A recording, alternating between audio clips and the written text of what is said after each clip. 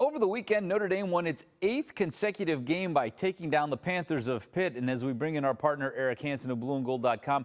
Eric, one thing that tends to be going unnoticed are some of the things that C.J. Carr is doing that's elevating Notre Dame's offense beyond his sheer numbers.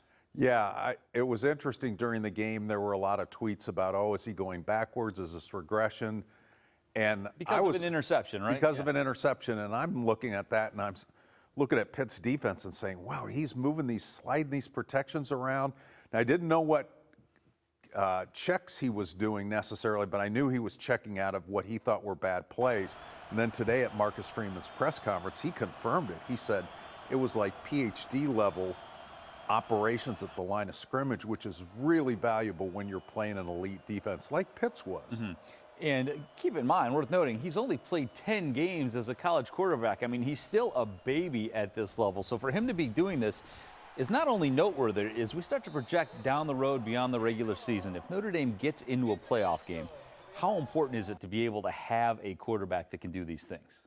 It's critical because, again, you're talking about, maybe it doesn't show up in your stats, but let's say the Jeremiah Love spin run, that could have been a check out of a pass play, and he saw something and said, okay, I'm going to move this around. And then it shows up in other people's stats. It shows up in Jeremiah Love's stats. You know, if you had an inexperienced quarterback, that number 3 Pitt rush defense probably looks closer to the number 3 rush defense in the country.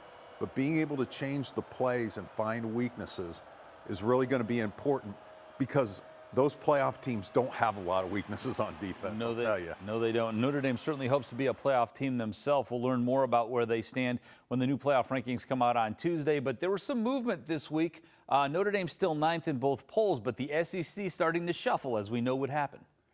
It is. And so is Notre Dame going to stay at 9? You know, are they going to get some help in the coming weeks and get up to 8 and be able to host a playoff game themselves?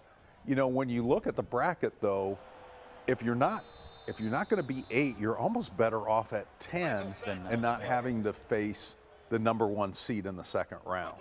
And so, you know, if Notre Dame ends up at 10, it doesn't give them a whole lot of wiggle room, but I don't think there's a lot of things that can happen behind them that spell, okay, you're going to the Pop-Tarts Bowl. I think there's things in front of them that could happen that can move them up. Mm-hmm. Well, certainly, if there is not positive movement, we know that fans will be nervous, but he is not nervous. You can read more of Eric's stuff anytime at blueandgold.com, and we'll have a lot more with both C.J. Carr and the playoff rankings this week here on WSBT-22.